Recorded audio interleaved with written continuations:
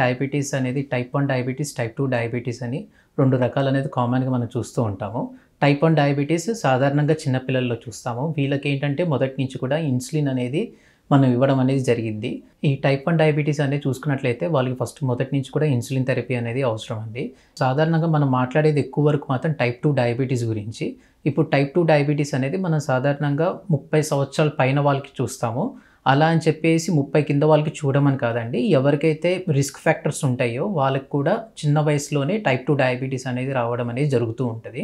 ఇకపోతే ఇప్పుడు type 2 diabetes అనేది మనం చూసుకుంటే వాళ్ళకి ఎవరికైతే ఫ్యామిలీ హిస్టరీ ఉందో, ఎవరికైతే రిస్క్ ఫ్యాక్టర్స్ ఉన్నాయో, రిస్క్ ఫ్యాక్టర్స్ అంటే బ్లడ్ ప్రెషర్ అయినా అవ్వనివ్వండి, లేకపోతే ఎక్కువ ఏజ్ ఉన్న వాళ్ళకైనా అవ్వనివ్వండి, వేరే ప్రాబ్లమ్స్ లైక్ కొలెస్ట్రాల్ ప్రాబ్లమ్ ఉన్నా, డ్రింకింగ్ హ్యాబిట్స్ ఉన్నా, స్మోకింగ్ హిస్టరీ ఉన్నా, కిడ్నీ ప్రాబ్లమ్ ఉన్న వీళ్ళందరికీ కూడా వాళ్ళు ఎక్కువగా డయాబెటీస్ వచ్చే అవకాశాలు అనేది ఎక్కువగా ఉంటాయి. పర్టికులర్‌గా ఈ టైప్ 2 డయాబెటీస్ అనేది. అయితే ఈ టైప్ 2 డయాబెటీస్‌ని మనం ఏ విధంగా చికిత్స చేసుకోవచ్చు? టైప్ 2 డయాబెటీస్ అనేది చికిత్స అనేది మనం 2 రకాలుగా విభజించుకోవచ్చండి. ఒకటి మన జీవన శైలిని ఎలా మార్చుకోవచ్చు. మన జీవన శైలిని విధానం మార్చుకునే బట్టి మన షుగర్ అనేది కూడా డెఫినెట్‌గా కంట్రోల్ అనేది తీసుకురావచ్చండి. ఇంకా రెండోది తీసుకుంటే మనం వాడే మెడిసిన్స్ అవి బిళ్ళలైనా కానివ్వండి, లేదా ఇన్సులిన్ అయినా కానివ్వండి. ఇక ఫస్ట్ మన జీవన శైలిని ఎలా మార్చుకుంటే మనకి డయాబెటీస్ అనేది మనం కంట్రోల్‌లో ఉంచుకోవచ్చు చూద్దామండి. ఇప్పుడు ఇది చూసుకున్నట్లయితే ఇందులో మన 2 రకాలు ఉంటాయండి. ఒకటి మనం తీసుకునే ఆహారమైనా కూడా, లేదా మనం చేసే వ్యాయామం కూడా. ఆహారం అనేది మనం ఆరోగ్యమైన ఆహారం అనేది తీసుకోవడం చాలా చాలా ముఖ్యమైన విషయం అండి ఇందులో. ఎక్కువ కూరగాయలు, పండ్లు, నట్స్, బీన్స్ ఇలాంటి ఆహారం తీసుకున్నట్లయితే అంటే ఈ ఆహారంలన్నిట్లో కూడా కొంచెం దీన్ని లో గ్లైసెమిక్ ఇండెక్స్ ఫుడ్స్ అంటారండి. అంటే ఈ ఫుడ్స్ తిన్న వెంటనే మనకి ఏంటంటే మన రక్తంలో చక్కెర అనేది అధికంగా పెరగకుండా ఇది కొంచెం కాపాడుతుందండి. అంటే స్లోగా ఇవన్నీ కూడా ఈ ఫుడ్స్ ఇవన్నీ కూడా మనకి నెమ్మదిగా రక్తంలో స్లోగా రిలీజ్ అవ్వడం వల్ల మనకి చక్కెర అనేది ఒకేసారి ఎక్కువగా ఫ్లక్చుయేట్ అవ్వకుండా ఒక కంట్రోల్ అనేది మనం పెట్టగలమండి. ఇంకా అందరికీ సాధారణంగా వచ్చే డౌట్ ఏంటంటే తెల్లన్నం తీసుకోవచ్చా? లేకపోతే అది షుగర్ పెంచిద్దా? లేకపోతే మనం కొంతమంది మేము బ్రౌన్ రైస్ తింటున్నాం సార్, మేము మిల్లెట్స్ తింటున్నాము అని చాలా విధాలుగా వాళ్ళ డౌట్స్ చాలా వరకు ఉంటాయండి. బట్ ఒకటైతే వాస్తవం అంటే తెల్ల రైస్ అనేది మనకి చూసుకున్నట్లయితే వాళ్ళు ఎక్కువగా పాలిష్ చేసిన రైస్ ఎప్పటికైనా షుగర్ అనేది ఎక్కువగా పెంచిద్ది బ్లడ్‌లో. సో ఏదైతే కొద్దిగా పాలిష్ చేసుకున్న రైస్ తీసుకుంటే అది బెటర్ అండి వెన్ కంపేర్ టు అంటే మనం వైట్ రైస్‌తో పోల్చుకుంటే. అంతేకాక చిరుధాన్యాలు కూడా మనం అన్ని రకంగా తీసుకోవచ్చండి. అది అరకులైనా కూడా, జొన్నలైనా కూడా, రాగి అయినా కూడా ఇది తీసుకోవచ్చండి. అది ఏమాత్రం ప్రాబ్లమ్ ఏం కాదు. అది రైస్ ప్లేస్‌లో మనం అది తీసుకున్నట్లయితే ఎంతో అంత షుగర్ అనేది మనం కంట్రోల్ చేసుకోగలమండి. ఇందులో ఏంటిదంటే ఎక్కువగా ఫైబర్ ఫుడ్ అనేది ఎక్కువగా ఉంటది ఈ మిల్లెట్స్‌లో అనేది. దానివల్ల మనకి ఏంటిదంటే మన డైజెస్టివ్ సిస్టమ్ కూడా చాలా నీట్‌గా పనిచేయడం ఒకటి, ఫుడ్ కూడా నెమ్మదిగా లోపలికి తీసుకోవడము, అంటే నెమ్మదిగా షుగర్ అనేది కూడా శరీరంలోకి నెమ్మదిగా రిలీజ్ అవ్వడము. మూడో విషయం ఏంటంటే మన ఆకలి కూడా వెంటనే మనకి తీరిపోవడం. అంటే మనం సాటిస్ఫై అవుతాం అన్నమాట ఈ ఫుడ్ తిన్న తర్వాత. మళ్ళీ ఆకలి అనేది వెంటనే వేయకుండా మనల్ని చూసుకుంటది. అదే మనం ఏదైతే ఫుడ్ మనం తక్కువగా తీసుకున్నట్లయితే, సరైన ఫుడ్ తీసుకోకుండా తక్కువ ఫుడ్ తీసుకున్నట్లయితే మనకి వెంటనే ఆకలేసి, ఆ ఆకలితో మనం ఏదో ఒక ఎక్కువగా గ్లైసెమిక్ ఇండెక్స్ ఉన్న ఫుడ్స్ తింటూ ఉంటారండి.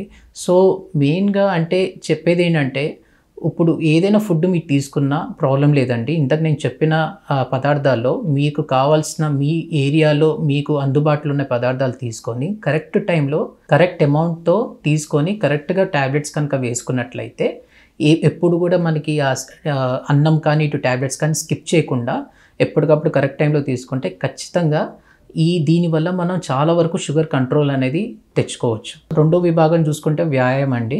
డయాబెటీస్ సాధారణంగా కొద్దిగా 40 ఏళ్ళ పైన వాళ్ళు ఎక్కువ మందికి వస్తూ ఉంటుంది. సో వీళ్ళకి ఏంటిదంటే ఎక్కువగా వాళ్ళు జిమ్‌కి వెళ్ళి ఎక్సర్సైజ్ చేసుకోవడం అనేది వాళ్ళకి చాలా కష్టంగా ఉంటుంది. సో వీళ్ళకి మేము ఇచ్చే అడ్వైస్ ఏంటంటే ఎప్పుడు కూడా అట్లీస్ట్ ఒక 30 నిమిషాలు ఉదయం పూట, 30 నిమిషాలు సాయంత్రం పూట సాధారణమైన వాకింగ్ చేసినా అది చాలా వరకు హెల్ప్ అవుతుందండి.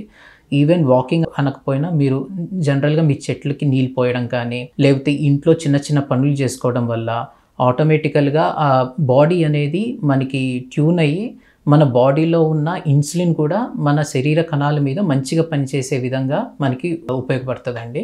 సో మన జీవన శైలిని ఈ విధంగా మార్చుకుంటే ఖచ్చితంగా షుగర్స్ దాదాపు మనం కంట్రోల్ చేసి బిళ్ళలు కానీ, ఇన్సులిన్ కానీ దాని డోసులు తగ్గించడానికి డెఫినెట్గా అనేది ఖచ్చితంగా మనకి హెల్ప్ఫుల్గా ఉంటుంది. సో ఇప్పుడు రెండో విభాగం చూసుకున్నట్లయితే అండి, ఇప్పుడు ఎవరికైతే ఇప్పటికిప్పుడు డయాబెటీస్ వచ్చిందో, కొత్తగా ఎవరైతే డయాగ్నోస్ అయ్యారో వాళ్ళకి మేము సాధారణంగా తక్కువ లెవెల్లో ఉంటే వాళ్ళ లైఫ్ స్టైల్ని చేంజ్ చేసుకోమని అడ్వైజ్ ఇచ్చి పంపిస్తూ ఉంటామండి. ఇన్ కేస్ అది కనుక షుగర్స్ స్టార్టింగ్ వచ్చినప్పుడే ఎక్కువ లెవెల్స్లో వస్తే మాత్రం వాళ్ళకి దీనితో పాటు మన మెడిసిన్స్, ఇన్సులిన్ అనేది కూడా ఇవ్వడం అనేది జరుగుతుంది. అయితే సాధారణంగా ఇన్సులిన్ అనేది షుగర్స్ కనుక ఎక్కువగా ఉన్నా లేదా వాళ్ళకి వేరే సిమ్టమ్స్ అయినా అధికంగా ఉన్నా ఇన్సులిన్ ఇవ్వడం అనేది జరిగిద్దండి. అంటే ఎప్పుడైతే మీకు ఈ షుగర్ లెవెల్స్ అయి ఉండడం అయినా, సిమ్టమ్స్ అయినా ఉన్నట్టయితే అప్పుడు మీరు దగ్గరలో ఉన్న డాక్టర్ని, పర్టికులర్గా ఎండోక్రైనాలజిస్ట్ అవైలబుల్గా ఉంటే ఎండోక్రైనాలజిస్ట్ లేదంటే ఫిజిషియన్ని వీళ్ళని కలిసి మీరు వెంటనే వాళ్ళకి రిపోర్ట్లు చూపించడం లేకపోతే మీ సమస్యలు చెప్పడం వల్ల వాళ్ళకి మీకు తగ్గట్టుగా మీకు ఏదైతే బిళ్ళలు అవసరమో ఆ టైంలో ఏవైతే ఇన్సులిన్ పెట్టాలో వాళ్ళు డిసైడ్ చేసి ఆ బిళ్ళలు అనేది పెట్టడం అనేది జరిగిద్దండి. ఇకపోతే ఈ ఇన్సులిన్ వల్ల మనకు వచ్చే ఇబ్బందులు ఏంటంటే, సాధారణంగా ఇన్సులిన్ అంటే మనం భయపడుతూ ఉంటాము. సో ఇన్సులిన్ తీసుకున్నట్లయితే అది చాలా అద్భుతమైన మెడిసిన్ అండి.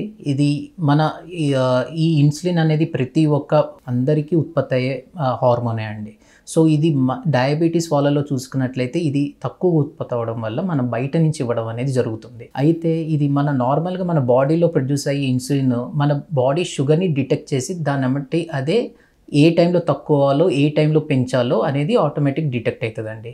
కాకపోతే ఈ డయాబెటీస్ పీపుల్లో ఏంటిదంటే మనం బయట నుంచి ఇచ్చే ఇన్సులిన్ ఒక్కొక్కసారి కొద్దిగా డోస్ ఓవర్ అవ్వచ్చు. అప్పుడు ఓవర్ అయినప్పుడు ఏంటిదంటే మనకి షుగర్ డౌన్ అవ్వడం అనేది జరిగిద్ది. అయితే ఈ లక్షణాలు ఎలా ఉంటాయంటే పేషెంట్కి ఆకలి వేయడం కానీ, చాలా చెమటలు రావడం కానీ, బాగా ఓపెన్ రావడం కానీ, తల తిరగడం కానీ, చేతులు వణకడం కానీ, శరీరం వణకడం కానీ, అబ్నార్మల్ సిమ్టమ్స్ కనుక వచ్చినట్లయితే వెంటనే వాళ్ళ ఇంట్లో ఉన్న గ్లూకోమీటర్తో గ్లూకోమీటర్ అంటే జస్ట్ షుగర్ చెక్ చేసుకునే మెషిన్ అండి. ఆ షుగర్ని చెక్ చేసుకునే మెషిన్ షుగర్ చెక్ చేసుకొని షుగర్ కనుక లో ఉన్నట్లయితే, లో అంటే ఇప్పుడు సాధారణంగా మనం లో అనుకునేది 70 కన్నా కింద ఉంటే లో అంటామండి. కానీ కొంతమంది డయాబెటిక్స్ ఈ లక్షణాలు అనేది 100 లోపల ఉన్నా కూడా కొంతమందికి ఈ లక్షణాలు అనేది కనపడవచ్చు. 70 కన్నా కింద లేకపోయినప్పటికీ కూడా మనం దాన్ని హైపోగ్లైసిమియా అంటే షుగర్ తక్కువైందని మనం అనుకొని వెంటనే షుగర్ డౌన్ అయిన వెంటనే మనం ట్రీట్మెంట్ అనేది చేసుకోవడం అనేది జరిగిద్దండి. అయితే ఇందులో కొన్ని ఇంపార్టెంట్ విషయాలు ఏంటంటే, ఎవరైతే ఇన్సులిన్ తీసుకుంటున్నారో, ఎవరైతే కొన్ని స్ట్రాంగ్ ట్యాబ్లెట్స్ తీసుకుంటున్నారో, అంటే అది మీ డాక్టర్ మీకు చెప్తారండి ఏది స్ట్రాంగ్ ఏది నార్మల్గా వీక్ ట్యాబ్లెట్, అంటే ఏ ట్యాబ్లెట్ తీసుకుంటే మీకు షుగర్ డౌన్ అవ్వచ్చు అనే ఛాన్సెస్ ఉంటాయో ఆ పేషెంట్స్, పర్టికులర్గా ఎవరికైతే చాలా సంవత్సరాల నుంచి డయాబెటీస్ ఉందో, కిడ్నీ ప్రాబ్లమ్స్ ఉన్నాయో, హార్ట్ ప్రాబ్లమ్స్ ఉన్నాయో, ఎందుకంటే వీళ్ళు ఎక్కువగా షుగర్ డౌన్ అయ్యే అవకాశాలు ఉంటాయి వీళ్ళకి ట్రీట్మెంట్ ద్వారా. సో వీళ్ళు ఏంటంటే ఇంట్లో ఒక గ్లూకాన్ డి పౌడర్ పెట్టుకుంటే ఏంటంటే అంటే సాధారణంగా మనకి షుగర్ డౌన్ అయితే వెంటనే మనం తేనె తీసేసుకోవడం, ఇంట్లో ఉన్న షుగర్ తీసేసుకోవడము, చాక్లెట్లు తీసేసుకోవడము ఇలాంటివి చేస్తూ ఉంటామండి. జ్యూసులు తీసుకోవడము. కాకపోతే ఇవన్నీ తీసుకోవడం తప్పని నేను చెప్పట్లేదండి. ఖచ్చితంగా ఉన్న అవైలబిలిటీలో అప్పటికప్పుడు అవి మనకి ఇంట్లో దొరికితే అవి తీసుకోవడం అనేది చాలా ఇంపార్టెంట్.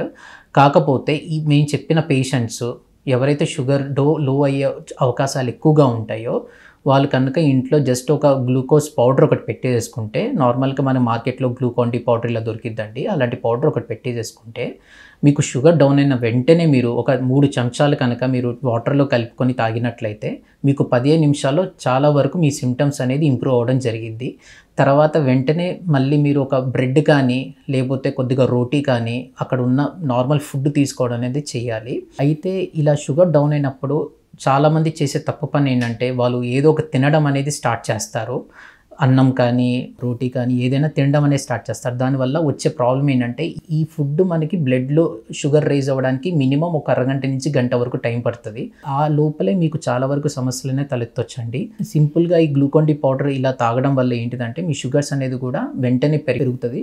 ఆ తర్వాత దాన్ని మెయింటైన్ చేసుకోవడానికి మీరు తర్వాత వేరే తినొచ్చండి. ఒకవేళ ఇది కంటిన్యూస్గా షుగర్స్ అనేది డౌన్ అవుతూ ఉంటే మాత్రం ఖచ్చితంగా మీరు మీ డాక్టర్ని వెంటనే వెళ్ళి కన్సల్ట్ చేయడం అనేది చాలా ఇంపార్టెంట్, చాలా ముఖ్యమైనది. మీ షుగర్లు ఏ టైంలో డౌన్ అవుతున్నాయో, ఏం తింటే డౌన్ అవుతున్నాయో, ఏం ట్యాబ్లెట్స్ వేసుకుంటాం వల్ల డౌన్ అవుతున్నాయో, మీ రోజు చేసే పనుల వల్ల ఈ సమస్యలు తలెత్తున్నాయో అనేది అన్ని వాళ్ళు అనలైజ్ చేసి మీకు ఒక కరెక్ట్ ట్రీట్మెంట్ ఇవ్వడం జరుగుతుందండి. షుగర్ డౌన్ అవ్వడం, మీరు ట్రీట్ చేసుకోవడం అనేది చాలా important. At the same time మీ డాక్టర్ని కన్సల్ట్ అవ్వడం కూడా ఇంపార్టెంట్ అండి ఈ సమస్యలు వచ్చినాయని.